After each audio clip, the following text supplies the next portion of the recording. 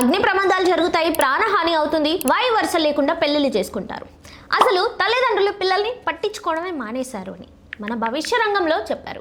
మీ అందరికీ తెలుసు కదా, సికింద్రాబాద్లోని ఉజ్జయిని మహంకాళి టెంపుల్లో అమ్మవారు ఇదంతా మనకి చెప్తూనే ఉంటారు ఎవ్రీ ఇయర్.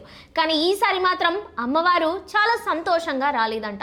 ఆవిడ చాలాసేపు మౌనంగా మాట్లాడకుండానే ఉన్నారు. అందరూ షాక్ అయిపోయారు. అమ్మ ఏమైంది, ఏం జరిగింది అని అన్నప్పుడు, మీరు విగ్రహ ప్రతిష్ఠ చేస్తానన్నారు, ఎందుకు చేయలేదు, నేను సంతోషంతో రాలేదు, చాలా కోపంగా ఉన్నానని ఆవిడ వెల్లడించారు. అప్పుడు పూజారి గారు, ఆ విగ్రహ ప్రతిష్ఠ చేద్దామంటే కొందరు అడ్డుపడుతున్నారమ్మా, అందుకే అవ్వట్లేదు అని అంటే, అప్పుడు ఆవిడ వాళ్ళని నేను చూసుకుంటాను, మీ పని మీరు చేయండి అని చెప్పారు.